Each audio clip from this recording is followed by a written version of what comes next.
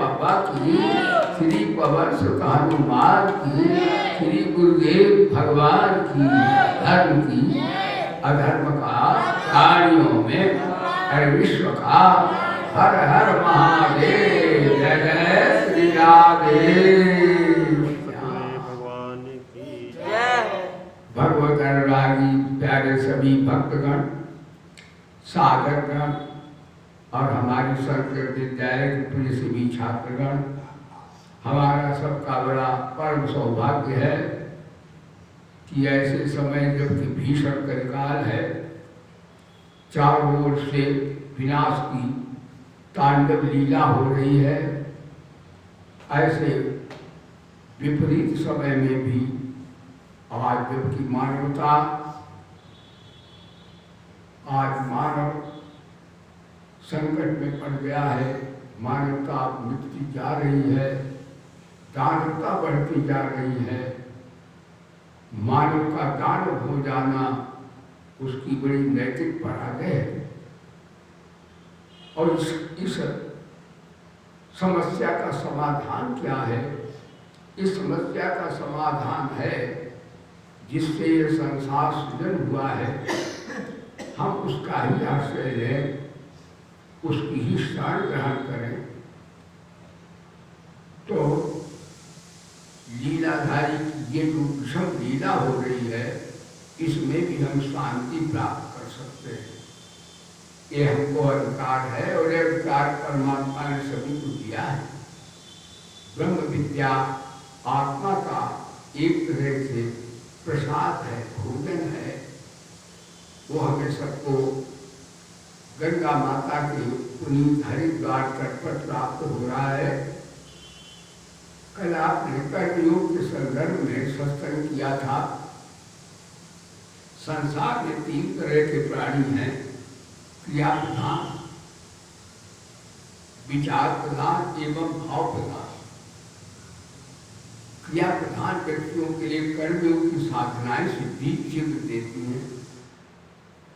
विचार प्रधान वालों के लिए ज्ञान योग की साधनाएं हैं और भाव प्रधान व्यक्तियों के लिए परमात्मा की भक्ति की साधनाएं विशेष हैं। प्रसंग कर्मयोग का चलता है कि कर्म जो बंधन के हेतु हैं, वे कैसे मुक्ति के हेतु बन जाए। यही गीता में अभी भगवान अर्जुन को सुना रहे हैं।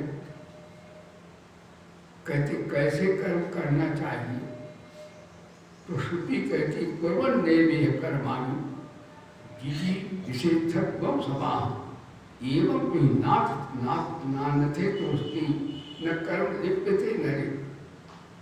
निर्लिप्त भाव से, अनासक्त भाव से, निष्काम भाव से कर्म किए जाते हैं, वो कर्म बंधन के हेतु होकर के मुक्ति की हेतु बन जाते हैं।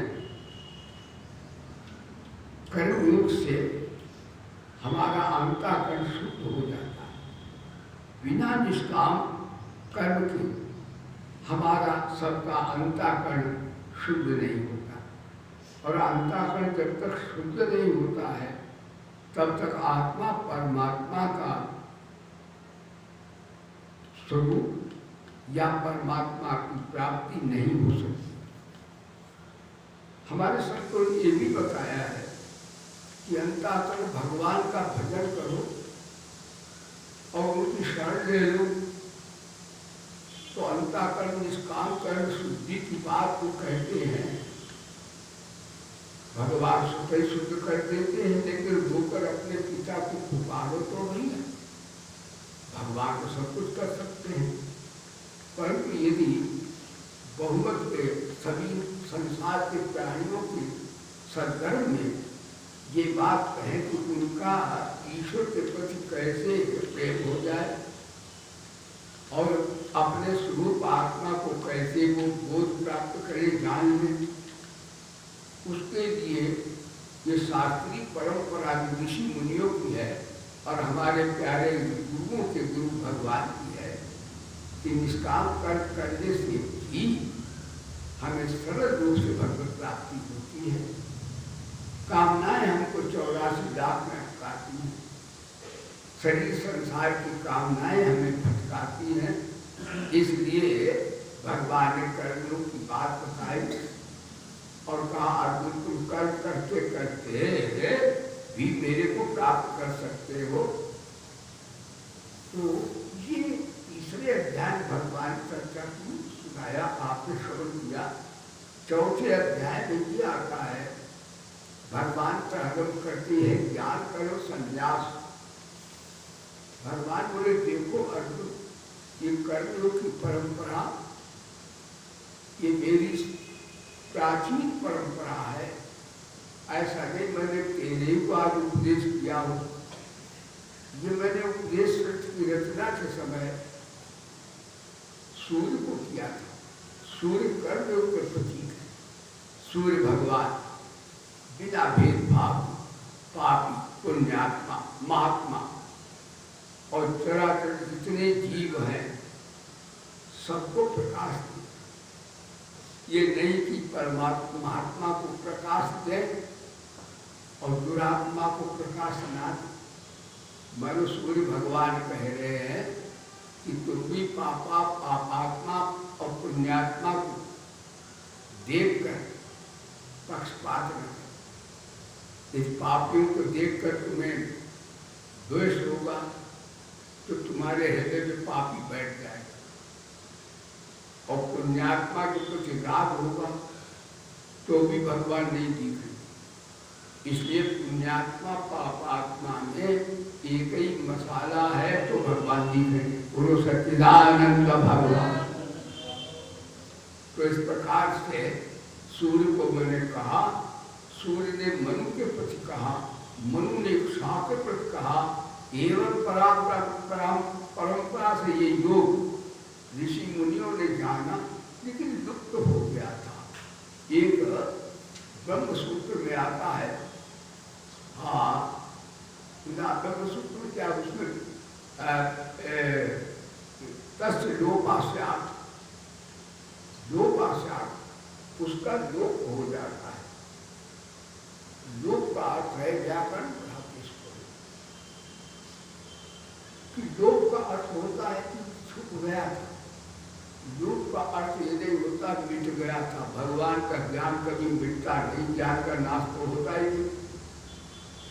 तो लोप हो गया, जैसे व्यक्ति अंधेरे में बैठा है चारपाई के नीचे और टार्च हो तो आदमी बैठा तो है, दिखता नहीं है। तो इसी तरह से ज्ञान के प्रकाश न हो तो कर्मयोग का भी, हाँ बात बुद्धि अभी अच्छी नहीं है तो समझ में नहीं आ पाती है।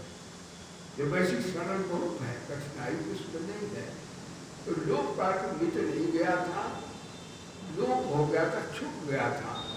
यानी ये वार्ता रह गई थी कि शरणागति से और ब्रह्म ज्ञान से ही आत्मा का बोध या भगवत प्राप्ति होती है, ये बात छुप गई थी कि कर्म करते करते भी भगवत प्राप्ति हो जाती है।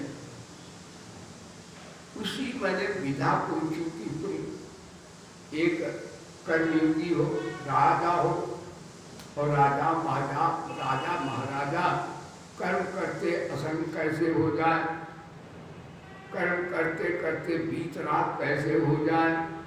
ये सरल रूप से आपको कर्मयोग की शिक्षा दे रहे हैं। अर्जुन पूछा महाराज शिक्षा दे रहे हैं, लेकिन एक बात आप बताएं, आप कहते सूर्य को सुनाया, सूर्य को बहुत पुराना था और तुमने सूर्य को सुनाया, आपने मैं कैसे जान। भगवान बोले देखो अद्भुत सर्वज्ञ पुरुष मैं हूँ, मैं माया के अधीन नहीं हूँ। अविद्या हमें स्पर्श नहीं करती, जड़ता हमारे पास नहीं होती, हम सदा अपने स्वरूप में स्थित रहते हैं। इसलिए माया अविद्या से रहित रहते हैं, इसलिए मेरे को सब समय का ज्ञान होता है। और जो व्यक्ति ऐसे ही निर्लिप्त हो जाए, मेरे जैसा हो जाए, तो वो भी डर से नारायण हो जाएगा। बोलो सच्चिदानंद भगवान। ऐसे भगवान का मैं सर्वज्ञ पुरुष। देखिए सर्वज्ञ दो तरह के होते हैं। एक तो महात्मा लोग, हमारे पूज्य गुरुजन भी जब गुणातीत हो जाते हैं, स्वरूप में स्थित होते, तो वो भी सर्वज्ञ होते हैं। एक हमारे भगवान सर्वज्ञ होते हैं, लेकिन महात्मा को साधना करनी होती तो सर्वज्ञता आती उसे। चाहे वो ज्ञान योग की साधना करे, चाहे भक्ति योग की साधना करे, अथवा कर्मयोग की साधना करे, वो साधना से ही सिद्धावस्था में सर्वज्ञता को प्राप्त करता है। पर परमात्मा को, परम गुरु ईश्वर को साधना नहीं करनी पड़ती है, वो स्वतः सिद्ध होता है, इसलिए उसको मैं जानता हूँ। ऐसा भगवान ने कहा। पहले भी जिनके राग भय क्रोध सर्वथा नष्ट हो गए हैं, मुझ में अनन्य प्रेम पूर्वक स्थिर रहते थे, ऐसे मेरे आश्रित रहने वाले बहुत से भक्त उपयुक्त ज्ञान रूप तब से पवित्र लोग मेरे स्वरूप को प्राप्त हो चुके हैं। इसका अर्थ हम लोग भी आज के साधना में भगवान गुरु हम लोगों को शिक्षा दे रहे हैं कि हम सभी साधक कैसे साधना करें। तो भगवान बोले, जिनके राग भय और क्रोध समाप्त होते हैं, वो कैसे होते हैं? कई बात कर वो मेरे स्वरूप को प्राप्त हो जाते हैं, प्राप्त हो चुके हैं, ऐसा नहीं है। तो उसका अर्थ हमें राग रहित कर्म करना चाहिए, हमें द्वेष रहित कर्म करना चाहिए, हमें अनासक्त होकर कर्म करना चाहिए, हमें निर्लिप्त होकर कर्म करना चाहिए, और हमें निष्काम होकर कर्म करना चाहिए। यदि हम ऐसे कर्म करेंगे तो हमें संसार का माया मोह राग द्वेष अशांति स्पर्श नहीं कर सकती। हम सारे कर्म करते हुए भी बीतराग हो सकते हैं। हाँ, और ये भी बताया जैसे आप कर्म करते हैं तो वैसे ही फल मिलते हैं, इसमें मेरा कोई दोष नहीं है। यदि कोई सकाम भाव से कर्म करेगा तो वो राग द्वेष से फंस नहीं सकता। राग द्वेष हो गए, घृणा नफरत होगी, काम क्रोध लोभ मोह सभी उसे परेशान करेंगे। इसलिए बढ़िया बात है कि निष्काम कर्म करें, परमात्मा का आदेश मान कर्म करें, गुरु की आज्ञा मान के कर्म करें, लेकिन फल की इच्छा न करें। आप क्या फल की इच्छा करें तो कर्म क्यों करें? अरे फल की इच्छा करने से बंधन होगा, फल की इच्छा ना करोगे तो भी सर्व फल मिलेंगे। फल की इच्छा करने से बीतराग हो जाएंगे, और बीतराग होकर के हम भगवान से मिल जाएंगे, भगवत प्राप्ति हो जाएगी, और दूसरे हमें दुनिया की संपत्ति भी मिलेगी। देखो, भोगी सकामी को लक्ष्मी थोड़े काल के लिए आती है, ध्यान देना, 10-15 साल रहती उसके पास, लेकिन ऐसे निष्काम जो कुछ नहीं, लक्ष्मी को भी नहीं चाहता, केवल भगवान को, उसके लक्ष्मी पीछे चरण घूमती है, ठाकुर घूमते हैं। इसलिए निष्काम कर्म बड़ा बढ़िया है। निष्काम जो कर्म करता उसके पास बैठने में शांति मिलती है। आपने देखा है कोई व्यक्ति के पास बैठो तो उसके पास बैठे में शांति मिलती है, इसका अर्थ व्यक्ति निष्काम होता है। और कामना यदि अंदर बैठी तो चाहे ब्रह्मा के समान हो, प्रभावशाली, और चाहे जितना विद्वान हो उसके पास अशांति मिलेगी, क्योंकि उसके पास कामना का कलश भरा हुआ है, अशांति मिलेगी। तो जो मेरे को जैसा भजता है मैं वैसा ही उसका भजता हूँ। यानी यदि कोई राग द्वेष करता है, किसी का विनाश चाहता है, तो सब में परमात्मा को बैठा है, तो भगवान बोले उसका विनाश अपने आप हो जाता है। और किसी को कोई शांति देना चाहता है, परम सुख मिले, आराम मिले, इस भूले भटके को आश्रय मिले, ऐसा भाव से उसका व्यवहार करता है। भगवान बोले तो उसको फिर मैं भी वैसा ही व्यवहार करता हूँ। इसका अर्थ मनुष्य को यदि अशांति है, दुख है, क्लेश है, तो उसने वही बीज बोया है। भगवान का इसमें लेना देना नहीं है। समष्टि को हमारे पूज्य संत सभी बता रहे हैं, मैं भी, मेरे भी अनुभव में बात आती है कि समष्टि को हम जैसा देते हैं, समष्टि हमें वैसा ही अनंत गुना वापस कर देती है, अनंत गुना वापस करती है। इसलिए हमको समाधि रूपी परमात्मा को वही वस्तु देना चाहिए जो कि हमारे आत्म कल्याण वाली है, तो भगवान अनंत गुनाहों से वापस कर देते हैं। ये भगवान बोले और कहते देखो जो वर्ण व्यवस्था की है लोक में, ये लोक व्यवहार के क्षेत्र में है, गुण कर्म के अनुसार है। जन्म से कोई महान नहीं होता। यदि जन्म से महान होता तो रविदास कभी संत नहीं हो सकते, कबीरदास कभी संत नहीं हो सकते। हाँ, इस प्रकार से मीरा क्या नाम सबरी कभी संत नहीं हो सकती है। पशु पक्षी भी भगवान के भक्त होते हैं। तो इसमें गुण कर्म के अनुसार बड़प्पन बताया भगवान ने, और इसको करता करता हुआ भी मैं अकर्ता ही उनके कर्म के अनुसार मैं उनका वर्णन कर देता हूँ। इस प्रकार से बड़ी बढ़िया बातें कर्मियों के संदर्भ में भगवान बता रहे हैं, कर्म की श्रृंखला सुना रहे हैं। और कहते भाई देखो एक बात बताएं, बहुत तरह की यज्ञों का भी वर्णन किया।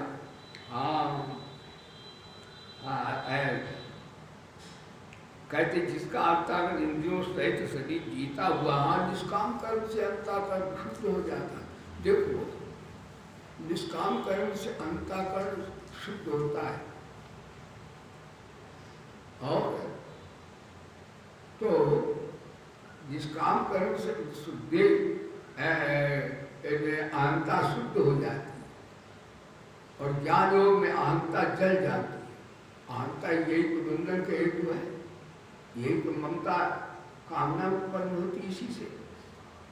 और भक्त योग में अहंता बदल जाती है, हम ठाकुर के हैं, ठाकुर मेरे हैं। तो इस प्रकार से ये तीनों योगों से हो जाता है। फिर भगवान ने कहा देखो भाई ये संसार की रचना है, संसार में हम लोग आए हैं, तो हमारे आपके ऊपर ऋण है। किसका ऋण है? माता पिता का ऋण है भाई। और जिन्होंने हमें विद्या दान की उन विद्वान गुरुओं का भी ऋण है हम लोगों पर। और जो पृथ्वी हमें साधे उस पृथ्वी माँ का भी ऋण है। वायु हम लेते हैं तो वायु का भी ऋण है। आकाश में अवकाश देता है तो आकाश का भी ऋण है। हम लोग सब ऋणी हैं। इस ऋण से उद्धार कैसे हमारा होगा? भगवान बोले निष्काम कर्मयोग के द्वारा हो जाएगा। बोले गीता माता की आज का प्रवचन हरि ज्ञान चर्चा सुनाती है गीता, हरि ज्ञान चर्चा सुनाती है गीता। द्वैत बुद्धि भगाती है गीता, द्वैत बुद्धि भगाती है। और हरि से सभी को मिलाती है गीता, हरि से सभी को मिलाती है गीता। हरि ज्ञान चर्चा सुनाती है। बहुत तरह की यज्ञ भगवान बताए। ये इसलिए है कि हम लोग ऋणी हैं। सूर्य को आहुति देते हैं तो यज्ञ से हमारा देव ऋण, देवताओं ने हमारी सेवाएं की हैं, उससे हम ऋण हो जाते हैं। तो 14 तरह की यज्ञ गीता में भगवान ने बताई हैं। हाँ, और इन 14 तरह की यज्ञों में कई तरह के प्राणायाम को भी यज्ञ बता दिया है। अरे जो व्रत करते हैं, जो अल्प आहारी है वो भी यज्ञ में है। और महाराज देवताओं के लिए आहुति देते वो भी यज्ञ है। और कहते हैं ये सब सभी तरह के यज्ञ हैं। द्रव्य देते हैं निष्काम भाव से वो भी एक यज्ञ है। और किसी को शांति देते वो परम यज्ञ है। सबसे प्यार करते हैं ये महायज्ञ है। किसी का सब में भगवान को देखते ये तो इससे बड़ी यज्ञ कोई है नहीं। बहुत बड़ी यज्ञ है ये। और कहा ज्ञान की प्राप्ति कैसे होती है? तो ज्ञान की प्राप्ति के संदर्भ में भगवान यही बताया है कि भाई हाँ एक बात उधर आ गई है। हरिओम हरिओम। हाँ, ज्ञान की प्राप्ति के संदर्भ में पूर्व बताएंगे। लेकिन हमको कर्म के विषय में आज साधना सीखनी है। एक कर्म होता है, आज का प्रवचन एक कर्म है, एक विकर्म है, एक अकर्म है। साधक को विचार करना चाहिए कर्म किसे कहते हैं। कर्म से कहते हैं जो शास्त्रीय विधानानुसार है, शास्त्र की मर्यादा अनुसार है, जो शुभ कर्म किए जाते हैं, शास्त्र विहित कर्म होते हैं, वे कर्म है। और अकर्म को और विकर्म को विपरीत किए जाते हैं। जो शास्त्र के मर्यादा के विपरीत कर्म होते हैं वो विकर्म विपरीत कर्म। यदि वो हमें बंधन में डालते हैं, नीचे ले जाते हैं। और एक अकर्म कब होते हैं? कहते सात विध कर्म शुभ कर्म स्वर्ग तक पहुंचा देते हैं। लेकिन अकर्म ये कब होते हैं? जब अनासक्त भाव से, निर्लिप्त भाव से, निष्काम भाव से कर्म किए जाते हैं तो अकर्म हो जाते हैं। यदि इन कर्मों का बंधन नहीं होता, ना तो हम देवलोक फिर जाते हैं और ना मनुष्य लोक में आते हैं, न मानवेतर लोकों में जाते हैं। फिर हमारा अंतःकरण शुद्ध हुआ तो विचार प्रधान है तो स्वरूप का बोध होता है, और भावना प्रधान है तो भगवत प्राप्ति हो जाती है। निष्काम कर्म योग ही ज्ञान की और भगवत शरणागति की आधारशिला है। बिना निष्कामता के योग होता ही नहीं, भोग होता है। शुभ कर्म भी हमें स्वर्ग तक पहुंचा देते हैं। फिर गीता कहती स्वर्ग जब पुण्य समाप्त होते हैं तो गतागतम काम कामाल बनते। इसलिए कैसे कर्म हम सब करें? हम संसार के प्राणियों के लिए भगवान का आदेश है कैसे कर्म करें। तो भगवान बोले कर्मण्य कर्मया पश्चेत कर्म च कर्मया सब बुद्धिमान मनुष्य कृष्ण कर्मकृत। देखो कर्म में अकर्म को देखता है, यानी कर्म करते करते निर्लिप्त होता है, दीपायमान होकर नहीं करता, अनासक्त भाव से करता है, निष्काम भाव से करता है। तो जो कर्म करते निर्लिप्त होता है यही कर्म अकर्म को देखता। और अकर्म में कर्म क्या है? जो निर्लिप्त होकर कर्म करता है वो कर्म करते हुए निर्लिप्त रहता, दोनों एक ही बात हुई। कर्म करते हुए निर्लिप्त रहता है, ये भी बात है, और निर्लिप्त होकर कर्म करता है, दोनों बातें, उनका फल एक ही है। कर्मण्य कर्मया पश्चेत कर्म च कर्मया तो बुद्धिमान मनुष्येषु सायुक्ता कृष्ण कर्मकृत। ये अर्जुन कहते हैं कर्म या कर्म को देखना जो देखता है वो वास्तव में उसके कर्म जो हैं अकर्म हो जाते हैं। और अकर्म रूपी भी एक तरह की कर्म बिना कामना उसके समस्त कर्म ज्ञान रूप अग्नि के द्वारा भस्म हो जाते हैं। उनके हृदय में ज्ञान रूपी ज्योति जल जाती है और वो कर्म भस्म हो जाता है। ध्यान देना, ज्ञान उत्पन्न हो जाता है। निष्काम कर्म से करने से ज्ञान की प्राप्ति, ज्ञान प्राप्त हो जाता है। और ज्ञानाग्नि सर्वकर्माणि भस्मसात होते बड़ा लाभ होता है। और इसमें हम सब स्वतंत्र हैं, कर सकते हैं। जरा जनक जी का इसमें भगवान ने एक उदाहरण प्रस्तुत किया है। तो हम लोग कैसे कर्म करें?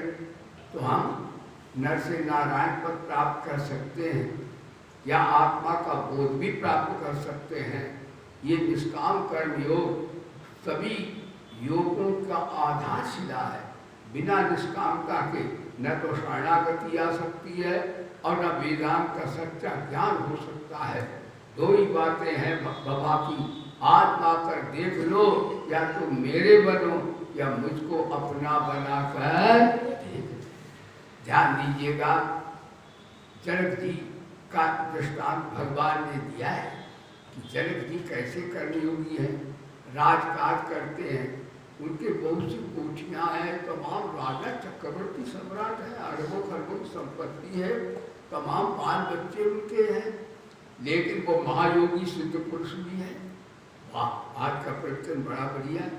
तो संसार में सभी चाहते हैं हमारे कोठियाँ हो, कारें हो, बाल बच्चे हो, सब कुछ हो, लेकिन उनकी आसक्ति ममता कामना न हो। वो सब चीज और सब चीज कब होगी जब जनक जैसे हम भी बन जाए। जनक का कैसा ज्ञान सोचा,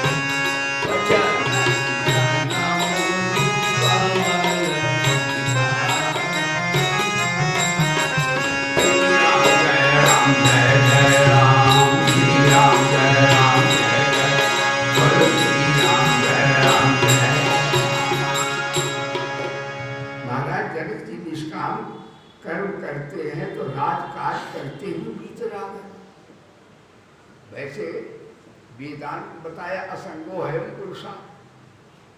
जो अकेचन अचा अप्रयत्न होता वो बीतराग होता है, और भगवान की शरण भी वही होता है जो भगवान को ही सर्वोपरि अपना स्वीकार करके राजी हम उसी में जिसमें जिसे रजा है, शरणागत भी भगवत प्राप्त हो जाता है। लेकिन यहाँ तो निष्काम कर्म जनक को बताया ठाकुर कि तुम्हारे राजा जनक ऐसे थे जैसे उनके पास बड़े बड़े वेदांती ज्ञानी पुरुष आते थे और उनके ज्ञान से बड़े प्रभावित हो जाते थे। इसका अर्थ कोई व्यक्ति भाई सभी साधक समाज के विश्व के सुन रहे हैं, कितना बढ़िया ज्ञान है, ऐसा ज्ञान कहाँ मिलेगा कि आप घर में रहिए, बाल बच्चे हों, कोठियाँ कारें हों, फिर भी आप बीतराग हो जाएं, फिर भी आप और स्वरूप में स्थित हो जाएं, फिर भी आप भगवान को प्राप्त कर लें। ये विधा गीता में कैसी बढ़िया भगवान बात बता रहे हैं। और लोग इसलिए चौंक जाते हैं कि महाराज अगर निष्काम होंगे तो काम कैसा है, काम इतना बढ़िया चलेगा कि आपके पीछे लक्ष्मी भागेगी, भगवान भागेंगे तो लक्ष्मी कहाँ चली जाएगी। लेकिन लोग इस बात को समझ नहीं पाते, वो सकाम भाव से ही करते रहते कार्य। सब सकाम भाव से यदि शुभ कार्य हो तो महाराज कहाँ तक जाते हैं, स्वर्गलोक तक जाते हैं। भगवत प्राप्ति यज्ञ दान जब तक से भी नहीं होती, अगर वो सकाम है तो स्वर्ग के भोग तक भोग लेते हैं। लेकिन दुनिया में ऐसे बहुत कम व्यक्ति हैं, वैसे व्यक्ति इतने को संतुष्ट भी हो जाते छोटे बुद्धि वाले, वो यही कहते गुरु जी जमीन है हमारे पास, धन है हमारे पास, विद्या है हमारे पास, और बाल बच्चे भी बढ़िया हैं, अच्छे बेटा बेटियां हमारे पास, कोठियाँ बहुत है हमारे पास, मान सम्मान भी हमारे पास, कोई हम बढ़ के भी हैं। ऐसी बातें कहकर वो कहते हम बड़े भाग्यवान हैं। लेकिन गीता कहती ठीक है तो पुण्यात्मा तो हो, लेकिन तुम महान नहीं। महान आप कब बनोगे, जब ये चीजें होते हुए तो अनासक्त हो, निर्लिप्त हो, निष्काम हो, तब तुम नर से नारायण हो जाओ। कितनी बढ़िया, कैसी करेंगे की श्रृंखला कितनी सुंदर है। कहते अरे उनको तो साधक को आज का प्रवचन है, जहाँ पर आप कर्म करते हो तो विचार करें कि हमारे भगवान गुरुदेव ने नर से नारायण पद कैसे प्राप्त करते हो।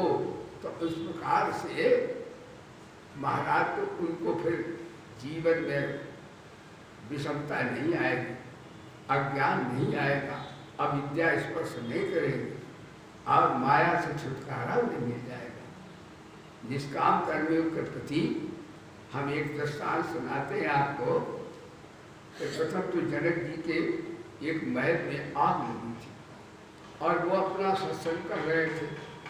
किसी ने कहा राजा साहब देखो वो आग लग रही है, जल रहा है, आपसे कोठी चल रही है। एक जनक जी तो सेवा निष्काम करते थे, सत्संग चल रहा था।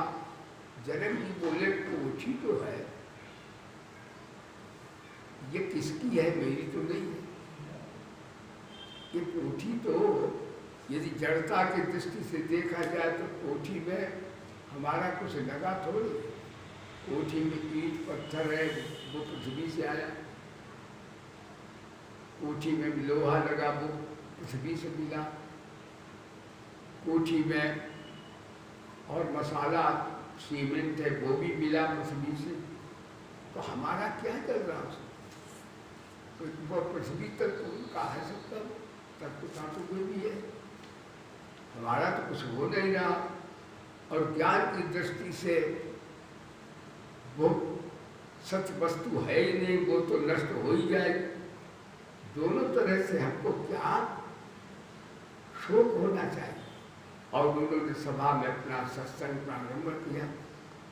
तो देखो निष्काम कर्मी के सामने कितना बड़ी प्रलय हो, क्योंकि आजकल संसार प्रलय की ओर जा रहा है।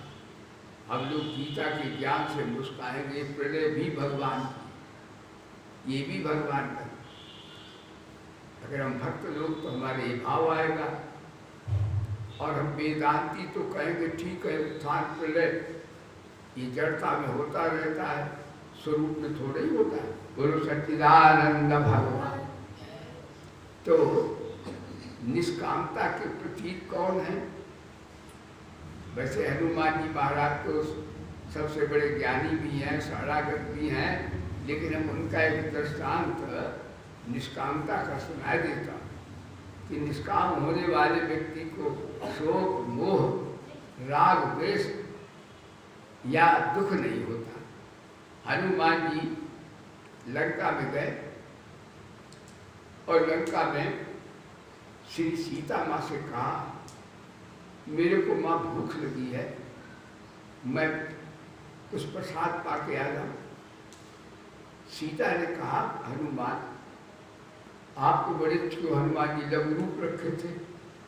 उन्होंने कहा देखो तुमको तो राक्षस खा जाएंगे, बेटा मत जाना, तुम छोटे हो, राक्षस बड़े भीम का है। हनुमान जी तो शंकर भगवान का रूप ही है। कृतिवर्ताख्याता त्रेतायाम पवना प्रजा द्वापरे भीम संज्ञा रामदासा कलयुगे। वो तो शंकर भगवान है, बानर का रूप रखा है। माता शायद ऐसा नहीं जान पाई, वो समझ सकी। तो हनुमान ने अपना स्वरूप दिखाया, कनक भूधराकार शरीरा, रावण को घर से भी बड़ा रूप रखिए। उन्हें ढाढ़स हुआ कि हाथ को नाश्ता करके आओ। लेकिन निष्कामता के प्रतीक कैसे कर्म करें, किस तरह से आनंद में रहें विपरीत स्थिति पर भी। महाराज उन्होंने प्रसाद पाए, फल पाए और बहादुर राक्षस रावण के पहरेदार थे, कार्यकर्ता, उनको उन्होंने जब कहा यानी उन्हें मना किया तो हनुमान जी ने उनकी पिटाई भी कर दी कि हम आए तो भाई हम भी तो पिता की संपत्ति में पाने के अधिकारी हैं कि ना। उनको कईयों को पीट दिया, कईयों को पिटाई भी, अपना भी आप उनको भी पीटा हनुमान ने, हनुमान उनको पीटा, कई मर गए उसमें।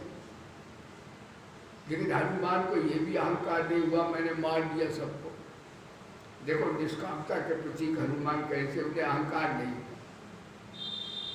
रावण के पास गए, रावण ने कहा तू बंदर, तूने फल सब खा लिए, तू भूखा था, कोई बात नहीं थी, तूने पेड़ उखाड़ के फेंक दिए समुद्र में और मेरे भक्तों को तूने मारा पीटा। हनुमान बोले भाई राजा साहब एक बात है। हनुमान जी ने व्यंग कस दिया, कहा तूने खाया क्यों, खाया तो हमारे भक्तों को पीटा क्यों। तो हनुमान जी ने कहा खाया फल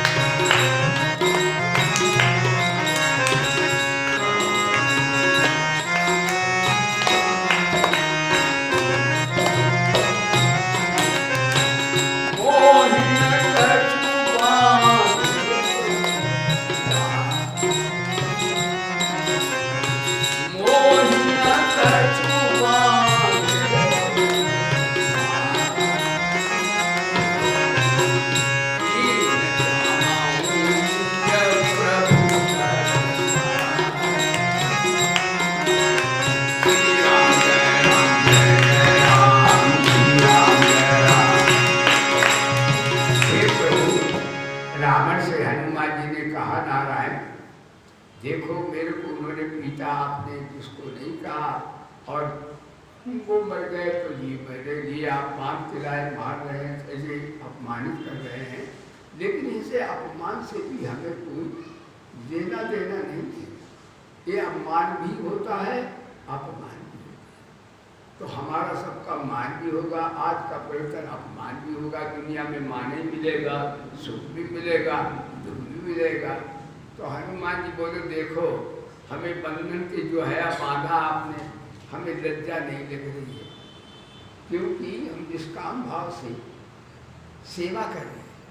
निष्काम भाव वाले को है लज्जा, कामना, आसक्ति नहीं। इसलिए हमें बाग लो, वीरो, बातों तो कुछ भी करो, लेकिन हम अपने ठाकुर के आदेश मान करके निष्काम भाव से हम सेवक हैं, सेवा करने वाले हैं। देखो बंदर जो होता है वो निष्कामता का प्रतीक है। वैसे हनुमान जी तो शंकर भगवान हैं, उन्होंने हमको शिक्षा दी।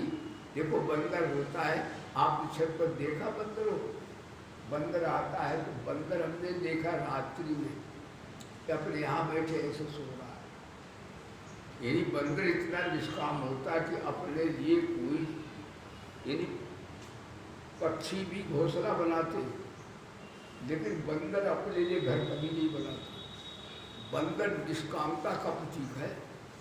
अच्छा बंदर अपने आप भाग जाएगा, उसे जरूरत नहीं कि उसके लिए स्कूटर लाओ, कपड़ा, स्कूटर बैठ सकता है, हाँ ध्यान में हवाई जहाज बैठ सकता बंदर। बंदर है रेल पर भी बैठ सकता, रेल ब्रिज के ऊपर बैठ जाता कभी कभी, लेकिन भाग जाता वहाँ से। यानी कहने का तात्पर्य है बंदर निष्कामता का प्रतीक है, कभी अपना घर नहीं बनाता, इधर से उधर, उधर से उधर अपना भाग जाता है। तो इसी तरह भगवान हमारे हनुमान जी की तरह निष्कामता के प्रतीक हैं। और फिर एक बात है, रावण महाराज को भी व्यक्त कैसे किया, का बंदर का तो स्वभाव होता राजा साहब का स्वभाव, का बंदर जो है शाखा से शाखा पर जाए, वो खा करके जरा एक्सरसाइज करता है, योगा करता है, योगा कि हजम हो जाए। तो मैंने योगा किया था कि मैं इधर उधर, बंदर ऐसे नहीं हट हो जाता है, तो वो अपना कसम करता है कि जल्दी हजम हो जाए।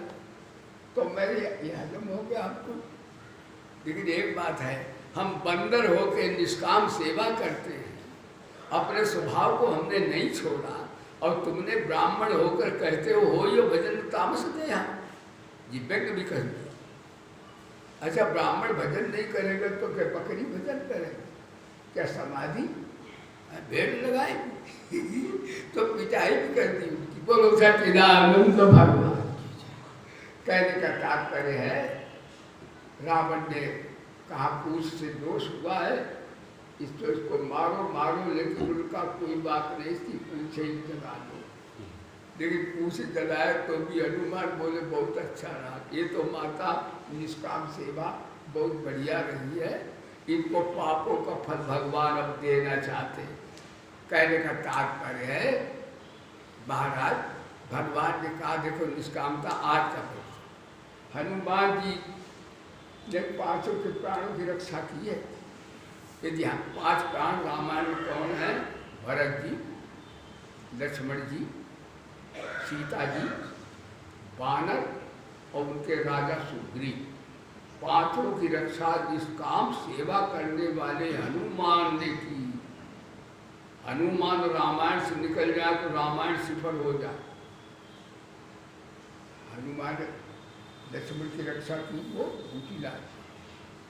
भरत प्राण छोड़ने जा रहे तो बंदर बन के उनका नहीं, अभी ठाकुर आने वाले, उनको प्राण की रक्षा। सीता जी अग्नि अंगारा मांग रही थी तो वहाँ मुंदरी डाल दी तो उनकी रक्षा। और रावण ने जब युद्ध हुआ तो रावण देखा सब तो मारे गए, तो रावण ने का ऐसा अस्त्र मारा कि पृथ्वी पानी समाप्त हो कि फौज मर जाए ठाकुर के साथ। हनुमान ने गदा मार के प्रभावती गंगा निकाल दी, बोले गंगा माता की, और ठाकुर के मलेटरी जो मर रही थी उसको जीवन देकर रक्षा की। और सुग्रीव को ठाकुर से मिलाकर के बाल से उसके प्राण की रक्षा की। तो हनुमान जी ने 5 प्राण हैं, रामायण में सबकी रक्षा की, निष्काम भाव से सेवा की।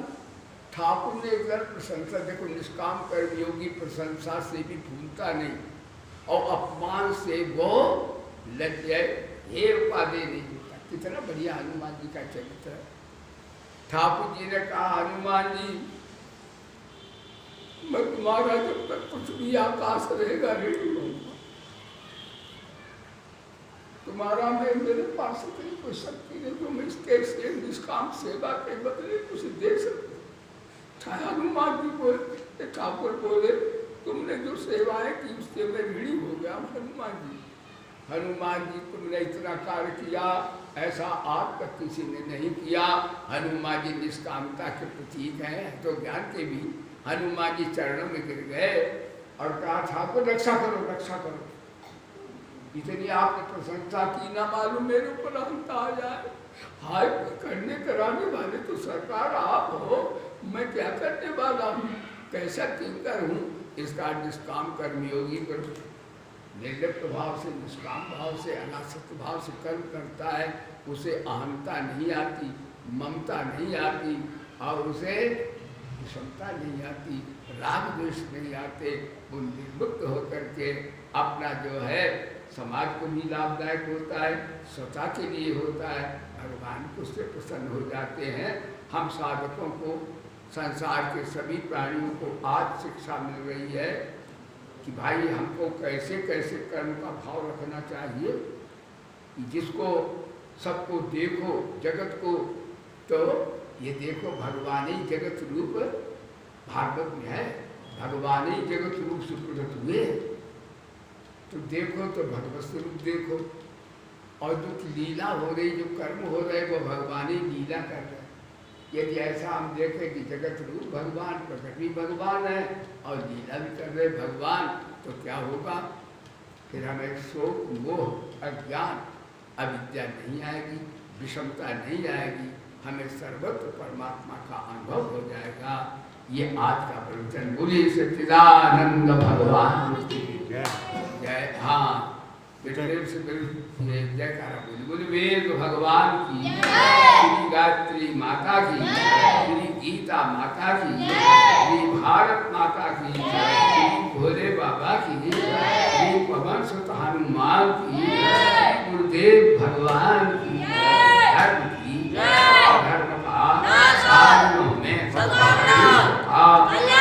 हर महादेव। जय श्री राम।